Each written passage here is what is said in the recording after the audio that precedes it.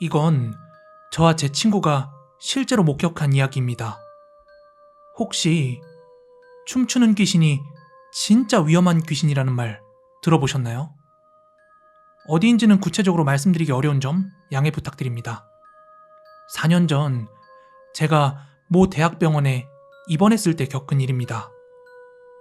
늦은 퇴근 시간에 피곤했던 저는 택시를 잡기 위해 대로변 인도 위에 서 있었어요. 멀찍이서 오고 있던 택시가 저를 보고 인도 쪽으로 방향을 돌리길래 제가 도로가로 한 발짝 내려갔는데 그 택시가 속도를 줄이지 못하고 저를 치고 말았습니다. 그래서 제 왼쪽 발목이 골절이 일어나고 또 무릎 인대가 크게 다쳐서 대학병원에서 수술을 하고 또 입원 생활을 해야만 했죠. 아무튼 천만다행히도 수술은 잘 마쳤고 저는 4인실 병실에서 생활 중이었는데요. 그날은 금요일로 기억을 합니다. 저는 병실이 칙칙하기도 하고 또 하루 종일 핸드폰만 들여다보는 게 되게 답답해서 친구에게 병문안 좀 와라 하고 쫄라댔어요. 고등학교 동창인 동네 친구였는데 흔쾌히 수락을 해줬고 저녁 먹을 시간을 맞춰서 병원으로 와줬습니다. 친구는 병원으로 오면서 보쌈과 족발을 포장해왔고 저는 그날 밋밋한 병원밥 대신에 족발을 아주 맛있게 먹었습니다. 이후 친구와 함께 바깥바람을 쐬며 담배를 한 대 피고 들어왔어요. 저는 병상에 누워있고 친구는 보조 침대에 누워있었는데 아무래도 병원밥을 먹을 때보다는 좀 과식을 해서 그런지 노곤노곤 하더라고요. 그러다가 어느 순간 잠이 들었는데 중간에 잠깐씩 간호사쌤이 봐주시느라 선잠을 자다가 그 이후에 아주 깊게 잠이 들었습니다. 그렇게 한참을 자다가 소변이 마려워 눈이 떠졌고 그때 핸드폰을 보니 시간은 새벽 3시쯤. 친구는 아래 보조 침대에서 열심히 자고 있더라고요. 그때 전 다리도 불편하고 또 침대에서도 내려와야 되니까 야, 화장실 좀 같이 가자 이렇게 부탁을 하며 친구를 깨웠습니다. 그렇게 목발을 짚고 친구와 함께 화장실을 가고 있는데 복도 저 멀찍이에서 낯선 여자가 하나 보였습니다. 당시 복도 중앙에는 간호사분들이 업무 보는 곳이 있었고요. 그 좌우로 병실들이 있었어요. 그 좌우로 뻗은 복도에 각각 화장실이 하나 있었고요. 아무튼 그 반대쪽 복도 어느 병실 앞에 낯선 여자가 검은 한복 또는 원피스 비슷한 걸 입고 덩실덩실 춤을 추고 있는 거예요. 그 모습을 굳이 비유를 하자면 영화 마더에서 김혜자 씨가 그 논 한가운데에서 덩실덩실 춤추잖아요. 딱 그런 모습이었는데 저는 제 옆에 있던 친구에게 야, 저 아줌마 뭐하냐? 하고 물었죠. 그랬더니 친구는 피식 웃으면서 되게 비웃듯이 저 정도면 노망난 거 아니냐? 이 시간에 이러더라고요. 아무튼 그렇게 별로 신경 쓰지 않고 화장실에 들어가 볼일을 보고 저희가 화장실에서 나왔을 때는 그 여자가 보이지 않았습니다. 그런데 진짜 소름 돋는 건 그 다음 날이었습니다. 아침에 친구가 잠에서 깼는데 저희 병실에 입원해 있던 다른 환자와 보호자들이 막 이야기하는 걸 듣게 되었습니다. 이제 막 눈을 뜬 잠결에 그 이야기하는 게 들리는데 듣자 하니 저희 층에서 사람이 죽었다고 하더라고요. 순간 저는 의문이 들었어요. 제가 있는 층은 응급병동이나 중환자들이 있는 층이 아닌 걸로 알고 있는데 뭐 사람이 죽을 일이 있나? 하고 말이죠. 그래서 뭐 그런가 보다 하고 생각하고 있었는데 이후 저희 병실에 간호사쌤이 들리셨길래 제가 여쭤봤어요. 쌤, 듣기로 뭐 사람 죽었다던데 이 병동에서 사람이 죽기도 해요? 그러자 간호사 선생님께서 하신 말씀이 그거 환자가 아니라 환자 보호자분이 이야기를 듣자 하니 입원해 있던 환자의 보호자가 원래 평소에 심장이 좋지 않았었나 봐요. 그런데 새벽에 홀로 화장실을 들렸다가 갑작스럽게 증상이 나타나 돌아가신 모양이더군요. 그 이야기를 듣고 처음에는 아무 생각이 없다가 문득 머릿속을 스친 생각이 어젯밤 저랑 친구가 봤던 덩실덩실 춤추던 여자였어요. 우리가 본 그거 혹시 그 죽었다는 사람의 귀신 아니야? 그리고 점심시간쯤 되어 친구는 집으로 돌아갔습니다. 이후 저는 병실에 있던 어르신 몇 분과 이야기를 나누었는데요. 오지랖 넓은 한 어르신께서 어제 몇 호의 보호자가 죽었는지 그 호수까지 알고서는 말씀을 해주시는데요. 나중에 화장실 갈 때 진짜 깜짝 놀랐습니다. 혹시나 하고 그 호수가 어딘지 보니까 어제 검은 옷 입고 춤추던 그 여자가 서 있던 그 호수인 겁니다. 너무 소름이 돋은 저는 추 간호사쌤 오셨을 때 한번 여쭈어봤어요. 혹시 환자 보호자들 중에서 위아래로 검은색 원피스 혹은 한복 같은 거 입은 그런 보호자를 본 적이 있냐고요. 그런데 그런 사람 전혀 본 적이 없다고 하더라고요. 그럼 제가 본 게 뭐였을까요? 이후 치료를 잘 받다가 퇴원을 했고 퇴원 직후에야 뭐 그런 일이 있었다 하고 주변에 이야기하는 정도였지만 1년 정도가 지나면서 그 사건은 점점 제 기억에서 잊혀져 갔습니다. 그리고 평범하게 다시 회사 생활을 하던 그 무렵에 회사에 경력직으로 새로 들어온 한 주임님을 알게 되었습니다. 근데 나중에 친해지고 나서 직원들끼리의 술자리에서 되게 거리낌 없이 할머니와 일부 친척들 중에 무당이 몇 있다면서 집안 이야기를 하더라고요. 그러자 그 이야기의 주제가 관상, 사주 등으로 흘러가다가 결국 무서운 이야기에 도달하게 되었어요. 그러던 중 저도 제가 병원에서 봤던 게 귀신일까 아닐까 하며 이야기를 꺼내게 되었습니다. 그러자 그분이 딱 잘라 이야기하더라고요. 그거 귀신 맞아요. 이러는 겁니다. 그래서 진짜냐? 왜 그런 거냐? 하고 물었어요. 그러자 그분께서 하시는 말이 그거 데려갈 사람이 생겨서 신나서 덩실덩실 춤춘 걸 거야. 만약 거기가 중환자실이었으면 줄 초상 났을걸? 할아버지, 같이 가실래요?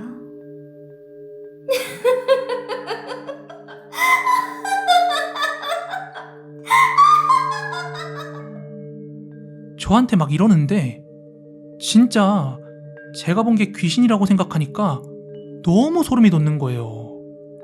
근데 실제로 제가 무서운 이야기를 읽고 듣고 하다 보니까 병원에서 환자들이 검은 옷을 입은 귀신을 보고 뭐 죽어나갔다더라, 혹은 춤추는 귀신은 정말 그 아기를 품은 귀신이라더라 하는 그런 이야기들이 심심치 않게 등장하더라고요.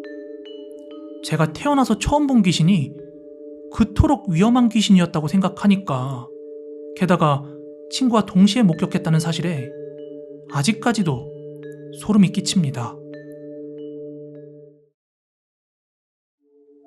이건 제가 대학교에 입학하기 직전이었던 막 20살이 되던 해에 겪은 이야기입니다. 고등학교 졸업을 앞두고 대학교에 입학하기 전 용돈벌이를 위해서 패밀리 레스토랑에서 아르바이트를 했었습니다. 결코 아르바이트가 쉽지는 않았지만 같은 또래 남녀애들끼리 한데 모여 일을 한다는 게 저에겐 너무나도 크고 새로운 재미였습니다. 그러던 어느 하루는 같이 일하던 여자아이가 야, 너 여자 소개받아 볼래? 하고 묻는 거예요. 전 그때까지만 하더라도 연애 경험이라곤 완전 전무했기 때문에 솔직히 좀 많이 떨렸어요. 그렇지만 즐거운 마음으로 한번 받아보겠다고 했습니다. 이후 그 주선해준 아이와 함께 소개녀를 카페에서 만났는데 너무나 마음에 들었어요. 외모가 너무나 수수했고 백옥같이 하얀 피부. 저는 그때 제가 금사빠인 줄 처음 알았습니다.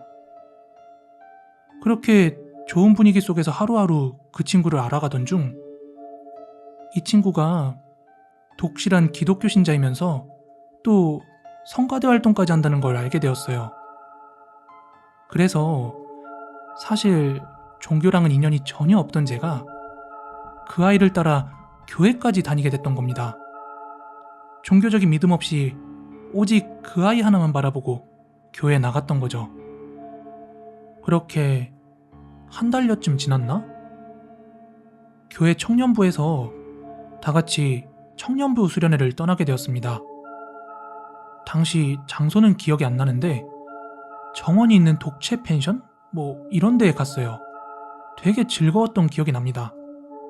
액티비티도 즐기고 같이 맛있는 것들도 해먹고 긴 고3 생활을 한 번에 다 보상받는 느낌이었죠. 하지만 사건은 그날 밤이었습니다. 독채 펜션의 한 작은 방 안에 모여서 다 같이 기도를 드리는 자리였어요. 방 한가운데에 촛불 같은 걸 켜놓고 목사님 말씀도 듣고 다 같이 돌아가면서 한마디씩 기도를 하면서 하여간 그렇게 좀 엄숙하고 진지한 자리였어요. 저는 기독교의 규칙이나 룰? 그런 관습 같은 걸 전혀 모르니까 그냥 그 템포에 맞춰서 따라가고 있는데 어느 순간 이게 기도인지 뭔지 갑자기 다들 알랄랄랄라 롤롤롤 아바바바바 진짜 알아들을 수 없는 누구는 울고 소리 지르고 하면서 알 수 없는 소리를 내더라고요. 나중에 알고 보니까 이게 방언이라고 하는 거더라고요. 하여간 그러던 나중에 이게 뭔가 싶어 저는 몰래 눈을 한번 떠봤어요. 이렇게 주변을 살피면서 이게 내가 알던 교회가 맞는 건가? 하는 기분이 들던 바로 그 찰나에 제가 옆에 있던 소개녀를 바라봤거든요. 근데 그 하얀 피부와 소녀 같은 미소는 온데간데 없이 흡사 귀신이라고 해도 믿을 만큼 사납게 웃는 표정을 지으면서 저에게 귓속말로 여기 사람들 다 데려갈 거야? 이러는 거예요. 그때 제가 느낀 충격은 진짜 어떻게 말로 표현이 안 되는데 제가 토끼 눈이 돼서 쳐다보니까 마치 너 놀랬구나? 하는 표정으로 씩 비웃더라고요. 전 도저히 이 순간이 적응이 안 돼서 눈을 감고 이 순간이 지나가기만을 기다렸습니다. 그리고 곧 언제 그랬냐는 듯 다시 사람들이 차분해졌어요. 그 이후 저는 그 청년부 수련회 자리를 더 이상 즐길 수가 없었습니다. 그리고 어째서인지 그렇게 이뻐 보이던 소개녀도 제 마음속에 더 이상 감정이 생기지 않았어요. 그 이후 저는 교회도 나가지 않았고 그 소개녀와도 점차 멀어지게 되었습니다. 여자친구가 생길 것 같다면서 친구들한테 설레발도 쳐놨는데 그런 모습을 보고 난 좀 아닌 것 같다 하며 종종 술자리에서 안주거리로 그 이야기를 꺼내기도 했어요. 그 이후 대학교에 입학하여 학교 생활을 재미있게 즐기다가 어느덧 저에게도 군입대라는 시련이 코앞으로 다가왔죠. 그렇게 입대하기 전 여러 사람들과 술자리를 가지던 중에 하루는 충격적인 소식을 듣게 되었습니다. 제가 예전에 소개받았던 그 여자아이에 대한 소식이었는데요. 제가 군입대를 하기 전 바로 그 무렵에 그 여자아이가 귀신에 들려 자살했다는 말이 들려왔어요. 애들한테 이렇게 떠돌아다니는 얘기를 좀 들어보니까 그 여자애가 한동안 빙의가 돼서 이런저런 막 헛소리도 하고 그랬대요. 그래서 한동안 교회의 힘을 빌리다가 어떻게 도저히 해소가 안 되니까 지푸라기라도 잡는 심경으로 부모님께서 굿도 하고 뭐 그랬나 보더라고요. 그런데 결국 스스로 목을 메고 자살을 했답니다. 이게 그 여자에 대해 들은 마지막 소식이었죠. 지금 생각해보면 어쩌면 그때 수련회 갔을 때 그 아이는 방언을 한 게 아니라 진짜 귀신이 들려 있었던 거 아니었을까요? 종교에 너무 빠져있는 사람들이 귀신이나 악마의 타겟이 된다는 말을 전에 들은 적이 있었는데 아마 그런 거 아니었을까 뭐 이런 생각도 듭니다. 벌써 10년 가까이 된 사건인데 너무 충격적이라 아직도 잊을 수가 없는 사건이에요. 이 이야기는 제가 사회 초년생으로 첫 직장 생활을 할 때 겪었던 일입니다.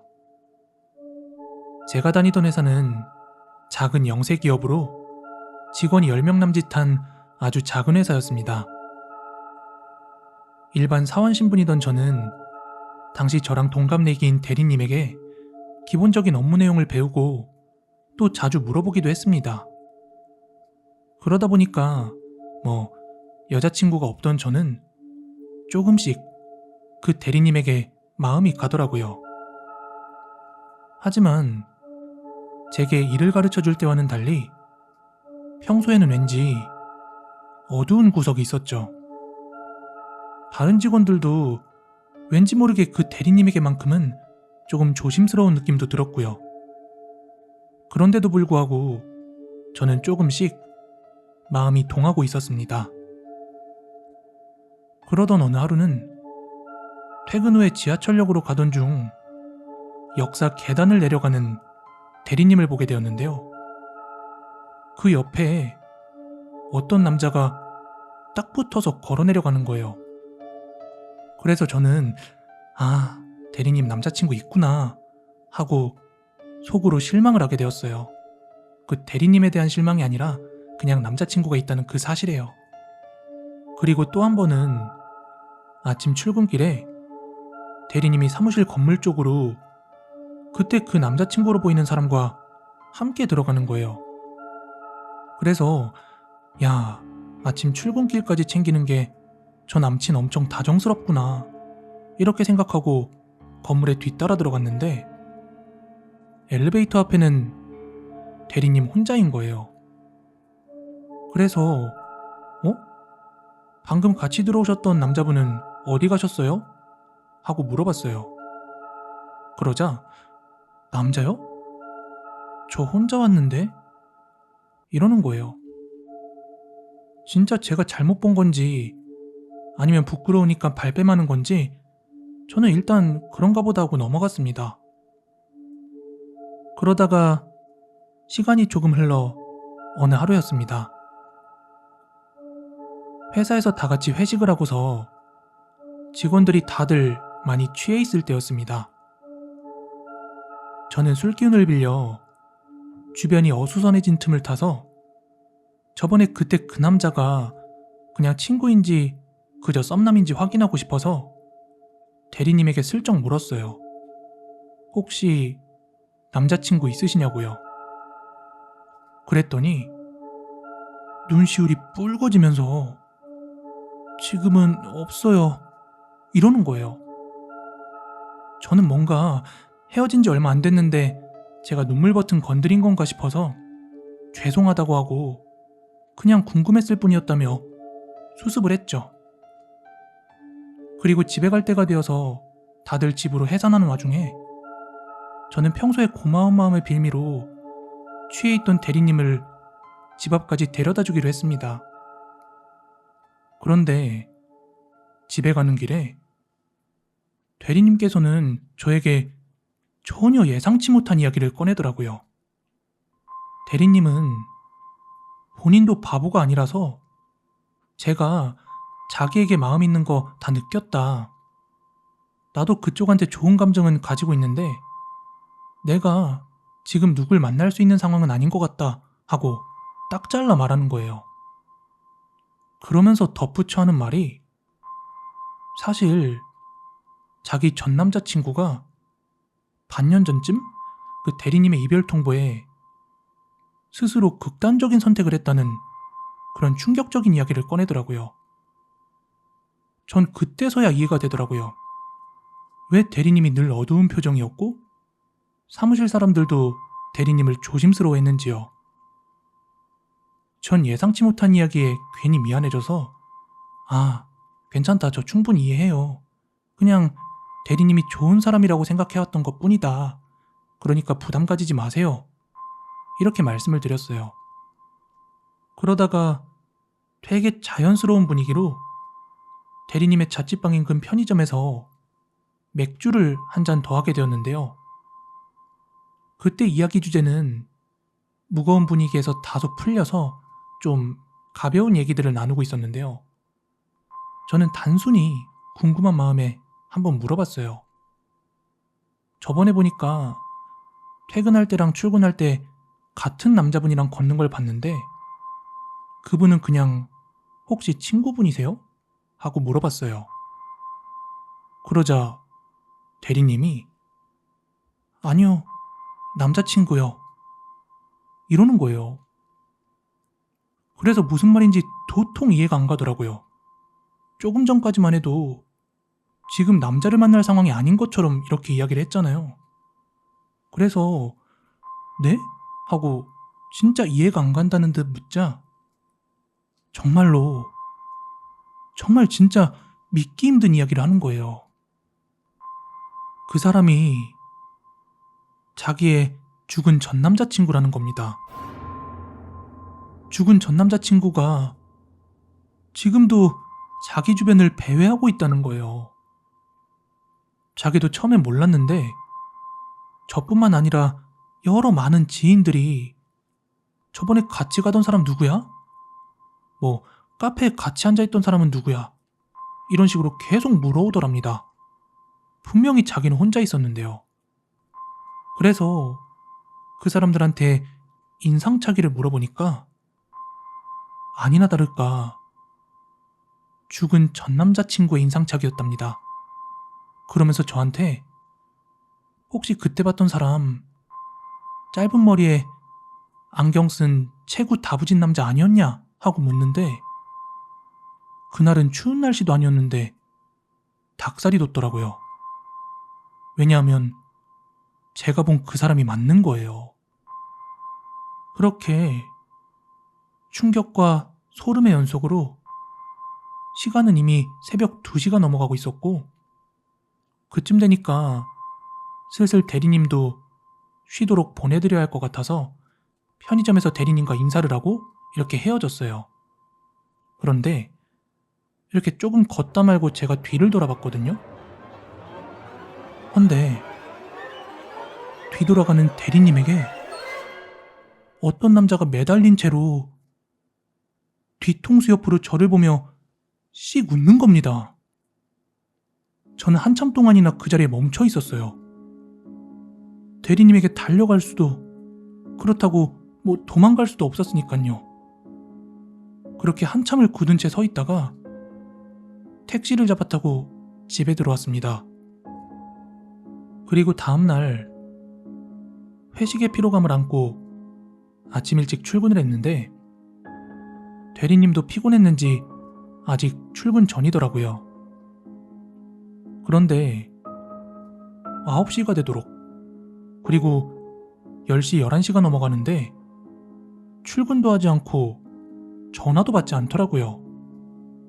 그러자 직원들은 저에게 어제 대리님 잘 들여보내준 거 맞냐고 이렇게 묻길래 그렇다. 편의점 앞에서 맥주 한 잔 더 하고 집에 보내드리고 왔다. 이렇게 이야기를 했죠. 그런데 그때 저희 회사 차장님께서는 야, 아무래도 낌새가 좋지 않다. 이러시면서 직접 한번 찾아가 보겠다고 하셨어요. 그렇게 차장님 단독으로 혼자 회사를 나섰는데 나중에 회사로 연락이 오길 대리님이 자살하셨답니다. 차장님이 자취방에 찾아갔을 땐 문이 굳게 닫혀 있었고 비상연락망에 있던 그 대리님의 부모님의 연락처로 전화를 드리자 그 부모님들의 연락도 받지 않았다는 거예요. 그렇게 부모님과 건물주의 동의를 얻고 자취방 문을 열었는데 그곳에는 다량의 수면제와 함께 대리님이 쓰러져 있었다고 합니다. 나중에 들어보니까 제가 입사하기 전부터 대리님이 좀 많이 위태로워 보이긴 했다더군요. 아무튼 그 뒤로 뭔가 제 짝사랑이 그런 식으로 끝났다는 이 상실감에 한동안 연애도 못했습니다. 이 이야기는 실제로 저희 사촌형이 겪은 이야기이고 9시 뉴스에도 짧게나마 보도되었던 그런 사건입니다. 사촌형은 낚시랑 캠핑을 워낙 좋아하는데 이미 평범한 취미의 범주는 넘은 수준입니다. 하루 잠깐 가서 캠핑하고 야영하고 이런 게 아니라 한번 괜찮은 곳 자리 잡으면 텐트를 피고 한 3박 4일도 있다 오고 막 그래요.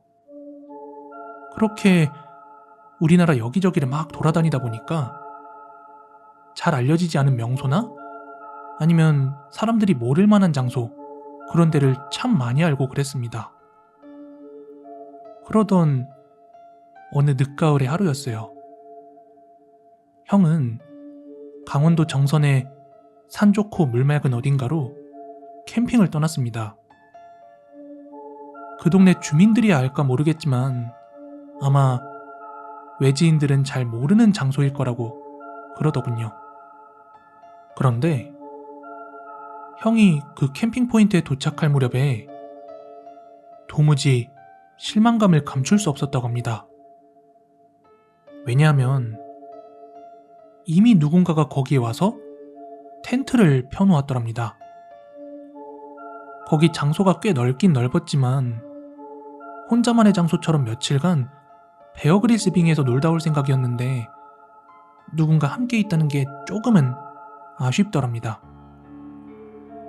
하지만 보아하니 형처럼 캠핑 마니아처럼은 보이지 않았던 게 텐트에 타프도 설치되어 있지 않고 캠핑 의자나 테이블 이런 것도 보이지 않아서 그냥 바람 쐬러 온 사람들이라 오늘 철수하거나 진짜 길어야 내일이면 가겠거니 이렇게 생각을 했답니다. 아무튼 어느 정도 거리를 충분히 두고 짐을 풀고 텐트를 설치하는데 옆 텐트는 문이 닫힌 채 버려졌다고 해도 믿을 만큼 되게 고요했대요. 사람이 오가지도 않고요. 그렇지만 형이 안쪽 포인트로 들어오면서 그 텐트 앞에 놓여있는 남자 신발 그리고 여자 신발 한 켤레를 보았기 때문에 아, 뭐 커플 아니면 부부가 왔나 보다 이렇게 생각을 했죠.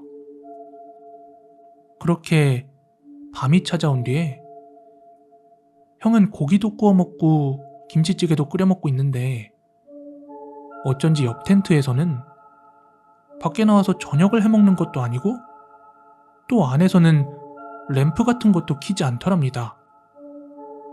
거기가 완전 산골이라 달빛 말곤 의존할 수 있는 불빛이 아무것도 없는데도 말이에요. 그래서 형은 아, 이거 진짜 버려진 텐트인가? 이렇게 생각을 하고 일찍 잠이 들었답니다. 많이 먹어서 배도 부르고 멀리까지 운전해와서 텐트도 설치하고 그렇게 고생한 탓에 늦게까지 버틸 수가 없었던 거예요. 그렇게 한참을 자는데 아주 늦은 밤 시간은 몇 시였는지 잘 기억도 나지 않는데요. 근데 잠결에 텐트 밖에서 누군가 말하는 소리가 들렸대요. 그렇게 웅얼웅얼거리는 그 소리에 집중을 하다가 의식이 어느 정도 돌아올 무렵에 말소리가 선명히 들리는데 어떻게 알고 여길 찾아왔지? 그러게 여기 현지인들도 잘 안 들어오는데 하면서 텐트 인근에서 한 커플이 잡담을 하다가 이내 서서히 멀어져 갔답니다. 형은 자다 일어나서 막 누군지 확인하러 갈 수가 없으니까 그냥 자면서 듣고만 있었다고 합니다. 그리고 다음날 아침 형은 저기 커플이 있긴 있구나 하며 좀 야릇한 상상도 했다네요. 도대체 뭔 짓거리를 하려고 여기까지 들어와서 밤에 일어나서 활동하는 걸까 하고요. 왜냐하면 사람 많은 야영지나 캠핑장 가면 약간 불륜 비슷한 그런 커플들도 종종 들어오고 한다니까 형으로선 충분히 그런 의심을 할 수 있었던 거죠. 그런데 날이 밝고 난 다음 날인데도 이웃 텐트는 여전히 그대로였대요. 형의 텐트와 체감상 거리는 한 20m 안팎이었다고 하는데 형은 한번 아는 척이나 해보자 하고 그 텐트 가까이로 갔다고 합니다. 텐트와 어느 정도 거리를 두고서 저기요, 저기요 하고 부르는데 아무 대답도 없던 바로 그 찰나에 뭔가 이상한 냄새가 나더랍니다. 평소에는 맡을 수 없는 이상한 진한 누린내 같은 거였는데 낌새가 이상했던 형은 경찰한테 전화해서 여기 위치를 설명하기도 좀 애매해서 바로 차를 끌고 가장 가까운 경찰서로 갔다고 해요. 그리곤 경찰과 대동해서 다시 그 캠핑장으로 왔고 경찰이 텐트를 열었을 땐 그 텐트 안에 막 부패가 시작되던 한 남녀의 시신이 누워 있었습니다. 그 일로 형은 경찰에 여러 번 진술할 일이 생겼고 그때 알게 된 사실이 그 커플은 수면제 과다 복용을 통한 자살이었습니다. 정확한 이유는 경찰에서도 말해주지는 않았답니다.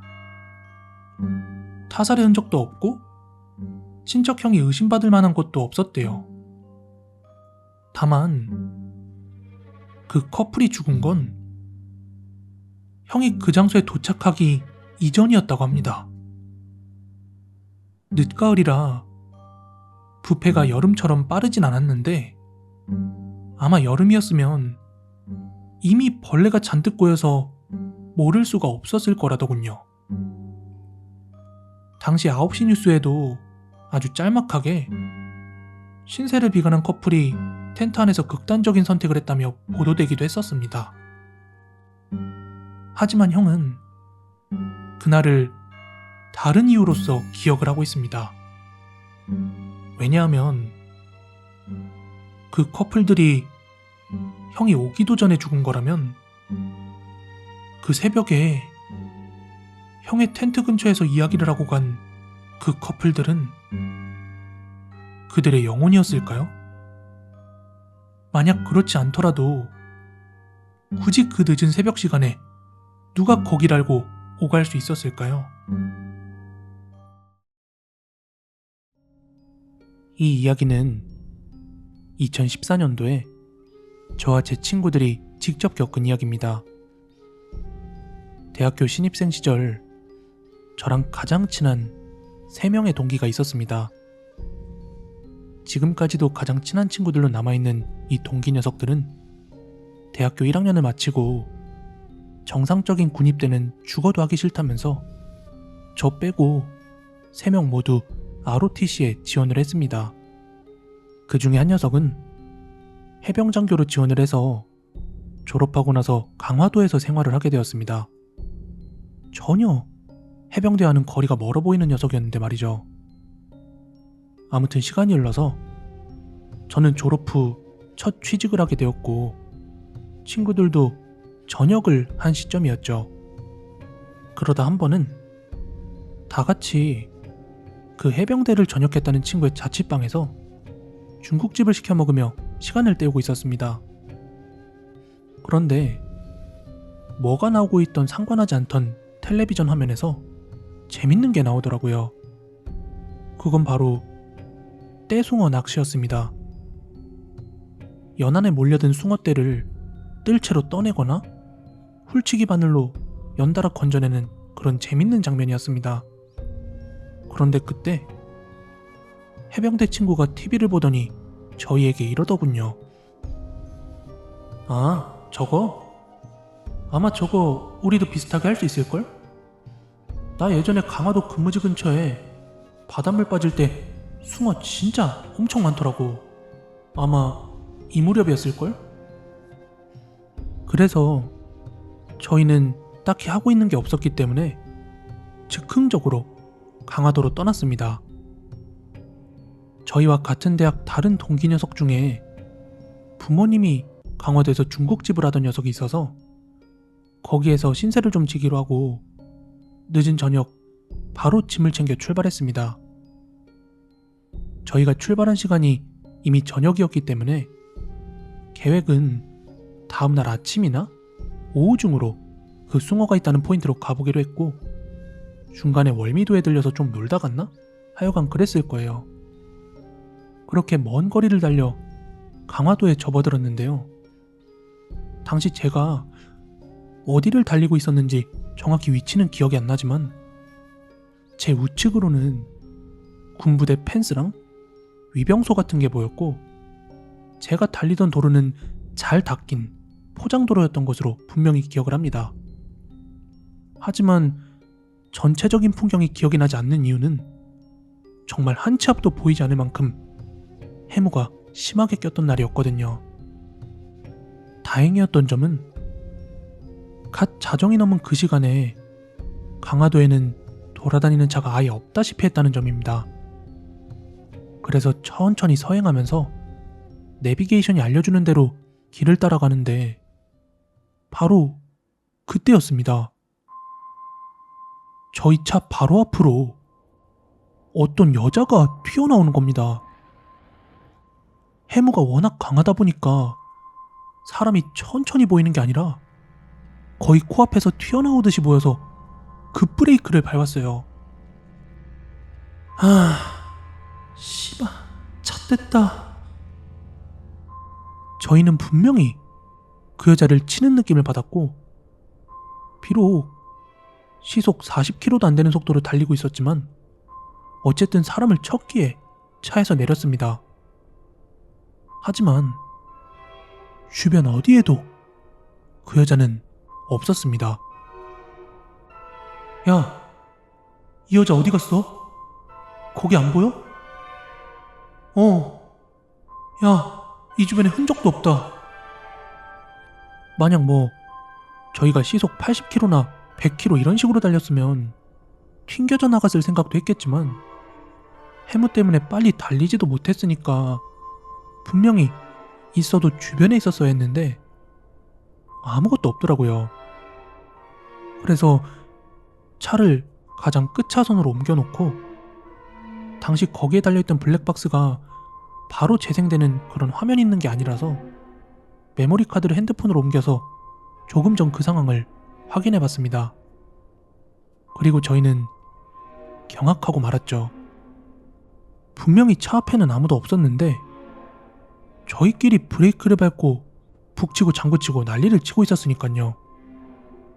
저희는 다 같이 와, 우리 귀신 봤나 보다 이러며 잠깐 소름이 끼쳤지만 아직 젊을 때라 너네도 다 봤지? 이러며 안주거리처럼 이야기하다가 다시 차를 출발시켰죠. 그렇게 얼마나 갔을까요? 갑자기 언제 그랬냐는 듯 점차 해무가 걷히기 시작하면서 멀리서도 충분히 신호가 확인될 정도라 점점 속도를 붙이기 시작했습니다. 그리고 저희는 다시 한번 단체로 패닉에 빠지고 말았습니다. 분명히 다 같이 목격했는데요. 아까 저희가 단체로 봤다는 그 여자 말도 안 되는 속도로 저희를 따라 뛰어오고 있었습니다. 저희가 속도를 높이고 있던 점을 감안하면 그 여자 절대 말도 안 되는 속도였고 저희는 분명히 귀신이 맞다고 확신을 했습니다. 그래서 잡히면 뭔 일이 날 것 같아서 저는 전속력을 다해서 차를 밟았습니다. 근데 다행인 건지 그 여자가 점차 멀어지기 시작했고 그렇게 거리를 넓힌 뒤에 안도의 한숨을 내쉬며 친구 어머니가 하시는 그 중국집 건물 앞에 도착을 했습니다.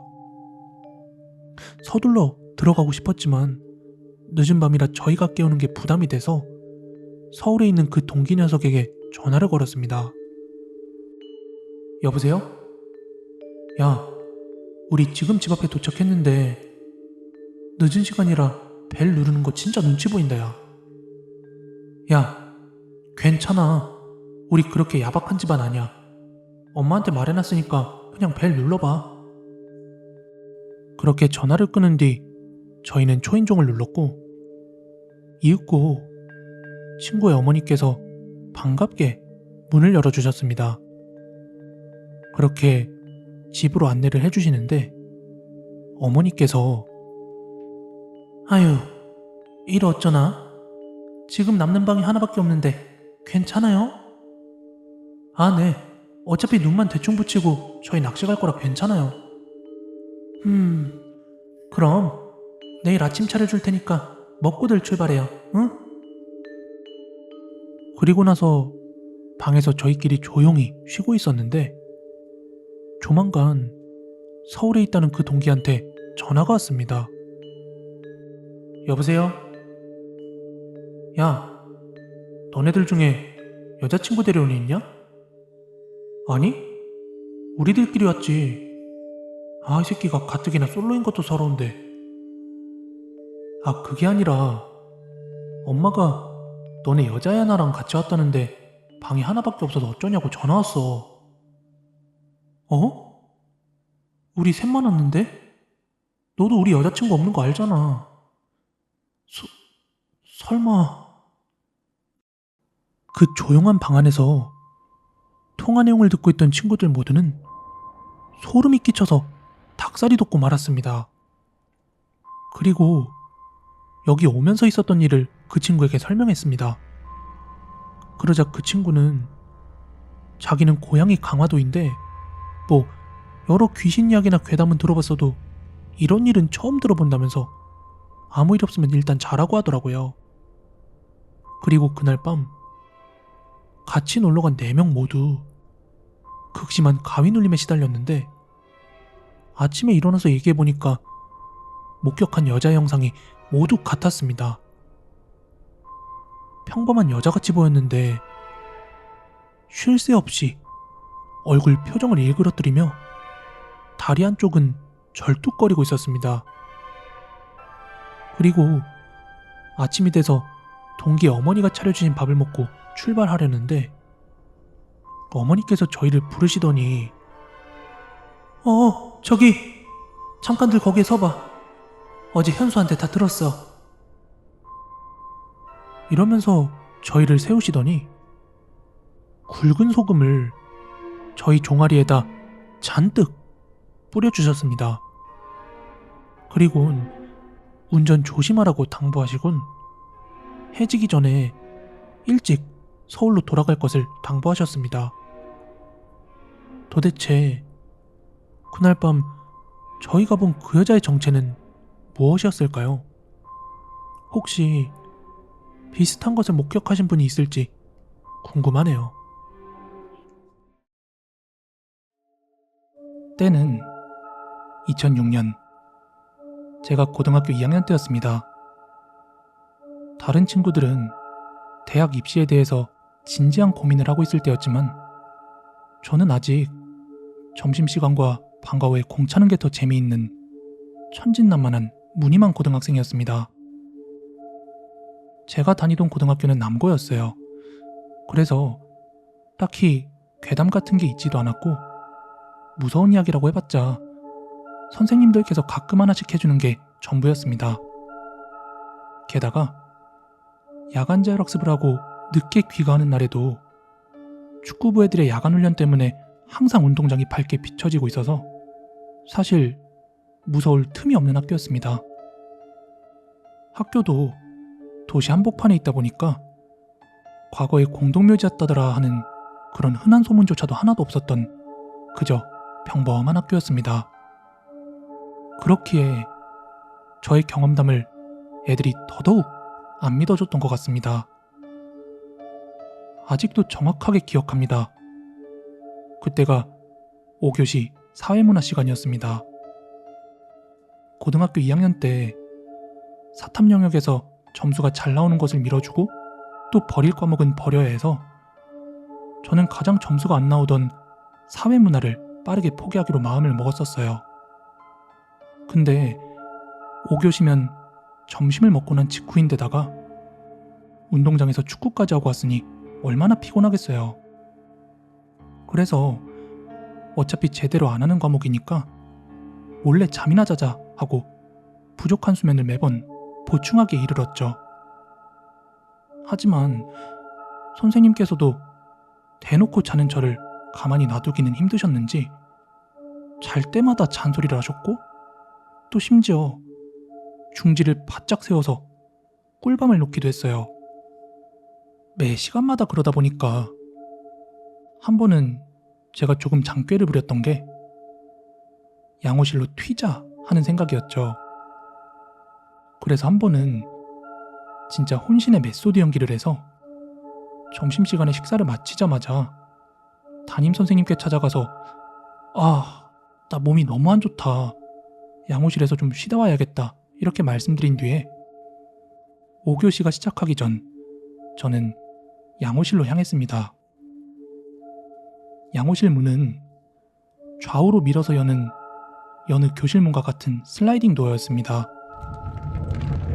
그 문을 열고 들어가면 바로 좌측에 양호 선생님의 책상과 환자의자 같은 게 있었고 문에서 정면 끝으로는 아주 큰 창문이 있었고 그리고 그 좌측으로는 가림막을 칠 수 있는 침대가 하나 놓여 있었습니다. 어디가 안 좋아서 왔어? 저 머리도 어지럽고 속도 안 좋은데 교실에 엎드려 있으려니까 더 안 좋아요. 한숨만 쉬고 갈게요. 담임쌤한테 말하고 왔어요. 그래? 그럼 일단 열 체크부터 하자. 그렇게 체온을 측정했는데 꾀병인데 뭐가 나오겠어요? 아주 정직하게 36점 몇 도가 이렇게 나오더라고요. 그런 애들이 저 말고 또 많았겠지만 양호쌤은 더 캐묻지 않으시고 침대로 가서 한숨 자고 다음 수업에 들어가라고 하셨습니다. 저는 침대로 올라가 누웠고 잠이 많을 때라 그런지 베개에 머리를 대자마자 그대로 잠이 들었습니다. 그리고 전 그날 태어나 처음으로 가위에 눌렸습니다. 그리고 전 그날 어둠보다 빛이 무서울 수 있다는 것을 처음 깨달았어요. 대충 체감상 잠에 든 지 얼마 되지 않았을 무렵이었는데 누군가 제 배 위에 올라타고 있는 느낌이 들어서 눈을 떴어요. 그런데 영화 주온에 나오는 귀신들 얼굴 새하얗게 떠 있잖아요. 그런 얼굴처럼 하얗게 떠 있는 얼굴의 여자가 입을 가만두지 못하고 막 실룩실룩하는 움직임을 보이며 절 내려다보고 있었습니다. 그리고 동시에 목이 졸리는 느낌이 들었어요. 그 여자는 손으로 제 목을 조른 게 아니라 그냥 그 시선만으로도 제 숨은 엄청나게 답답해왔고 온몸은 움직일 수도 소리를 낼 수도 없었습니다. 커튼 밖에는 양호 선생님의 헛기침 소리도 들리고 창밖에서는 운동장에서 체육하는 애들 소리도 막 들려오고 있었는데 그 따사로운 햇살 아래로 저는 더욱더 선명하게 그 귀신을 마주하고 있었죠.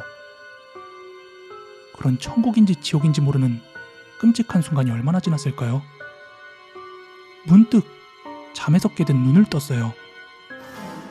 저는 제가 가위에 눌린 뒤에 다시 잠이 든 건지 아니면 이 모든 게 꿈이었는지 분간이 가지 않았습니다. 시간을 보니 수업 끝나기 한 10분 전쯤 되어 있더라고요. 그리고 그때 침대 밖 양호실에서 양호쌤이 저에게 말을 건네더군요. 일어났나 보네. 아직 체온 27도 안 됐어? 이게 무슨 소리지? 27도? 저는 이해가 안 돼서 네? 27도요? 하고 되물었더니 양호쌤이 대답이 없으신 거예요. 그래서 이미 가위 눌림 때문에 놀란 마음 나가서 바람 쐬다 다음 수업 들어가면 되겠다 하고 커튼을 걷고 침대에서 일어나는데 양호쌤이 없어요.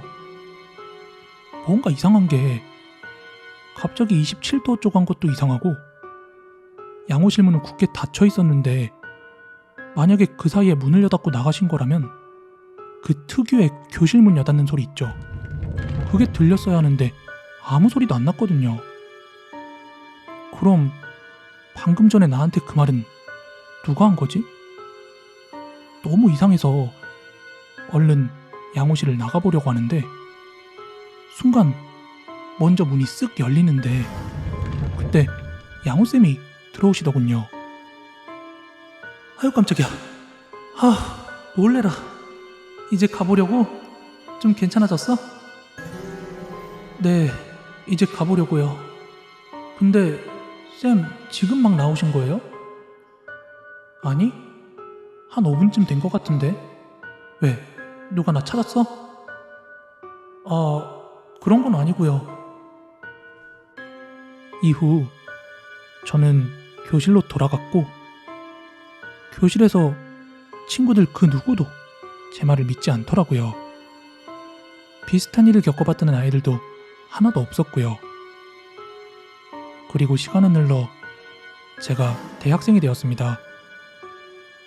그런데 어느 교양 과목 수업 중에 무슨 저체온증에 대한 이야기를 하던 중에 체온에 따른 신체 변화표를 교수님께서 스크린에 띄워주셨는데 그때 저는 고등학교 때 양호실에서 겪었던 그 지난 일이 불현듯 떠오르더라고요. 정상 체온이 36.5도? 그리고 사람의 체온 자체가 34도까지 떨어지면 저체온 상태로 본다고 합니다. 그리고 30도는 의식불명? 그리고 27도 사망.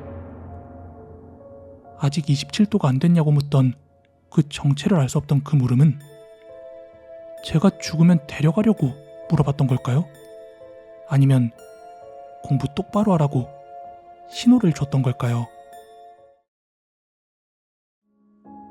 2000년대 중반에 있었던 일입니다. 저희 부모님께서는 절대로 남이 쓰던 물건을 못 쓰시게 합니다. 사실 저희 가족 모두가 그렇습니다. 그래서 중고나라나 당근마켓 같은 건 들어가 본 적도 없고요.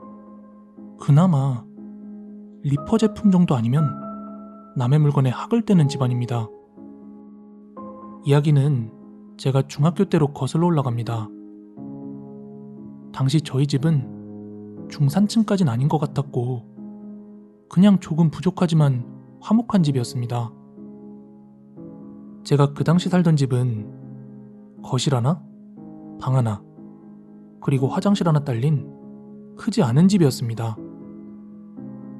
아버지는 제가 태어난 직후 겪은 큰 사고의 후유증으로 직업이 일정치 못하셨고 어머니도 식당 일과 청소 일 등을 전전하시면서 힘들게 저를 키워냈습니다. 그런 배경에서 자라다 보니 종종 주택가에 버려진 멀쩡한 물건들을 가져다 쓰는 경우가 있었는데요. 흔한 무서운 이야기에서처럼 귀신을 보고 겪고 하는 일은 전혀 없었습니다. 적어도 제가 중학교에 가기 전까지는 말이죠. 초등학교 때까지는 방에서 부모님과 다 같이 함께 잤는데 중학교에 들어가면서부터 제 몸집도 커지고 서서히 사춘기도 찾아오면서 부모님 두 분은 저에게 방을 내어주시고 두 분은 거실에서 주무셨습니다. 그러던 어느 날이었는데요. 어머니가 집에 들어오시면서 아들 하고 부르시더라고요.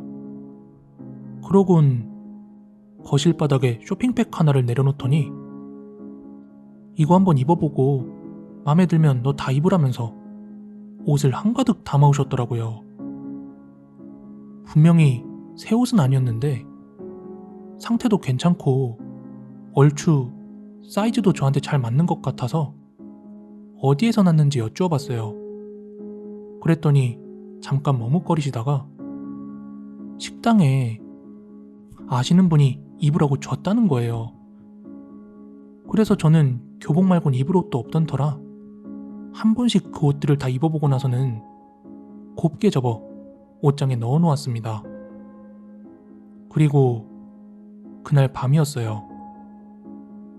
저는 잠이 들었다 깼다 하면서 선잠을 자고 있었는데 방문을 열었다 닫았다 하는 소리가 한두 번 정도 제 귀에 들렸습니다. 그리고 그 다음번 문이 열릴 때 잠결에 눈을 떠서 문 쪽을 바라봤는데 아버지인 거예요. 코비야, 너가 지금 뭐 두드렸니? 그게 무슨 소리야? 뭐가 자꾸 쿵쿵거리는 소리가 나서 확인하러 왔지. 아니면 됐어. 푹 더 자. 그런데 저는 아버지가 문을 여닫는 소리는 들었어도 뭐가 쿵쿵거리는 소리는 전혀 못 들었었거든요. 그렇게 그것을 시작으로 저희 집에서는 기이한 일들이 계속해서 발생했습니다. 가장 기억에 남는 일은 그로부터 오래 지나지 않아서였는데요. 하루는 학교 끝나고 집에 들어갔는데 방에 있는 장롱문들이 활짝 열려 있는 거예요.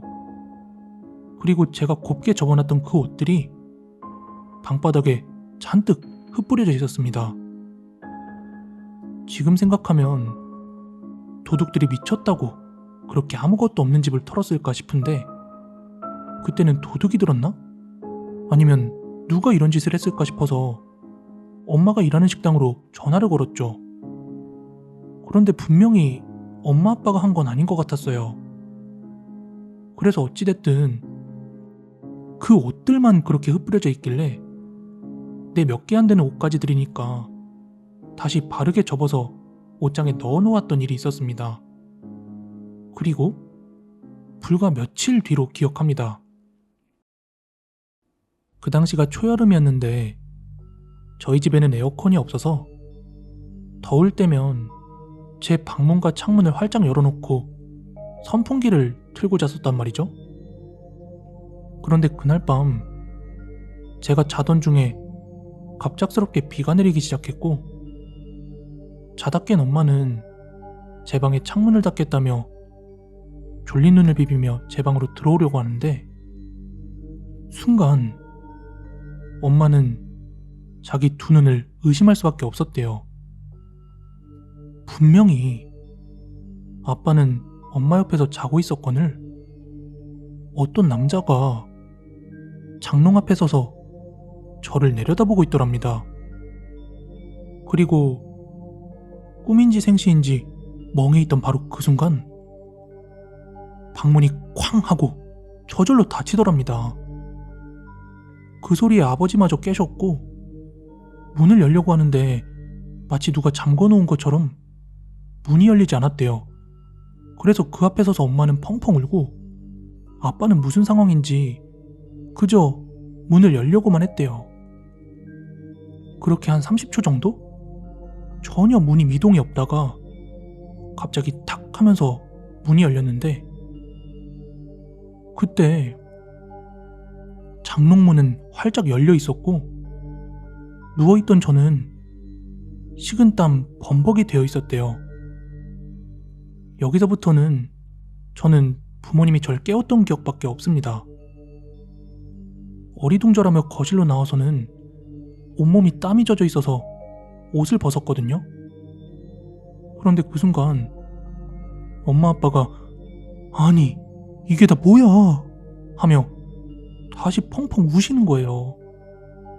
근데 그 이유가 옷을 벗은 제 몸에는 여기저기 시퍼런 멍이 피어 있었거든요.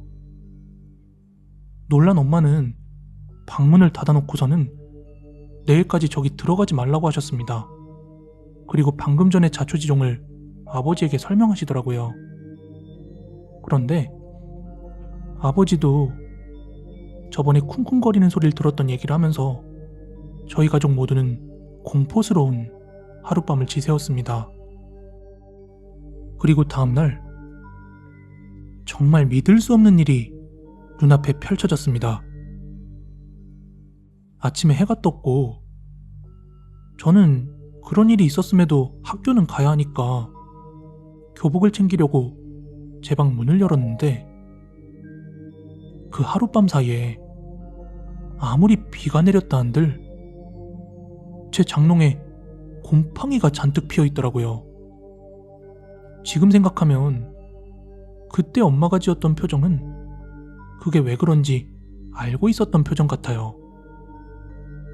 제가 학교를 마치고 돌아오자 곰팡이가 폈던 장롱을 그대로 가져다 버리신 것 같더라고요. 그 안에 있던 제 옷들도 전부요. 당시 엄마는 옷장에 귀신이 들렸다고 말씀하셨고 식당에 아는 이모를 통해서 어떤 신기 있는 할머니가 왔다 가셨는데 이제는 괜찮을 거라고 하셨습니다.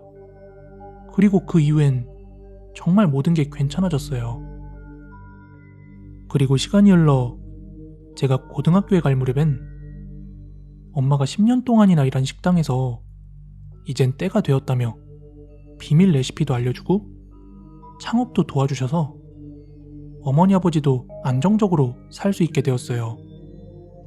그리고 나서 나중에 엄마가 저에게 고백하시기를 에휴 부모가 되어가지고 하나밖에 없는 자식 잘 먹이고 입히지 못하는 게 얼마나 미안했겠어. 그때 그 옷 의류함에서 가져온 거였어. 근데 어떻게 자식한테 그거 주워온 옷이라고 그럴 수 있었겠니? 그런 일련의 사건들을 겪고 난 뒤 저희 집은 식당 일도 잘 풀렸고 돈도 제법 많이 벌게 되었습니다. 다만 아직 옛 버릇이 남아있어서 전기, 가스, 물 한 번 낭비하지 않고 알뜰하게 살고 있지만 물건을 구매할 때면 주저없이 새 것을 사게 된답니다.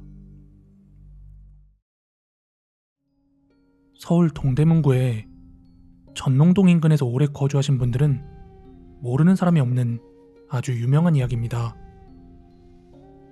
동대문구 전농동 사거리에서 장안동 방향으로 쭉 올라가다 보면 오른편에 큰 교회가 하나 있습니다.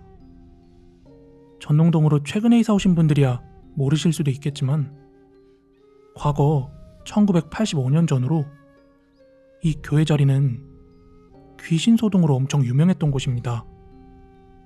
그 당시 분위기 아시는 분들은 아실 텐데 정말 모르는 사람이 없을 정도로 소문이 파다했습니다. 이곳 귀신 소문의 시작은 교회가 들어서기 전부터 시작되었다고 하는데 제가 들은 것은 교회가 들어선 이후의 괴담들로 다 동네 어르신들이나 주변 친구들로부터 들었던 이야기입니다. 한간에는 땅값을 내리기 위한 그런 고의적인 소문이었다는 말도 있었는데 워낙에 소문이 많아서 몇 개만 이야기해 보도록 할게요. 첫 번째로 과거 그 교회가 생기고 얼마 되지 않아서 그 교회 주변에서 떠돌았던 아주 유명한 이야기 중 하나라고 해요. 한 학생이 일요일날 예배를 드리기 위해 아침 일찍 교회에 나갔습니다. 열심히 성경 말씀도 듣고 예배도 드리며 그런 평범한 주일을 보내던 와중이었답니다. 그렇게 어느덧 오전 예배 시간도 마무리를 향해 가고 있었고 신나는 반주에 따라 성가대에 찬송가를 따라 부르고 있었다는데요. 그러다 문득 시야에 이상한 것이 보여 미간을 찌푸리며 자세히 보았고 순간 너무 놀라서 찬송을 더 따라 부를 수 없었다고 합니다. 왜냐하면 율동과 함께 찬송가를 부르던 한 남자분 뒤로 어깨에 매달려서 덩실덩실 춤을 추는 귀신의 모습을 보았기 때문입니다.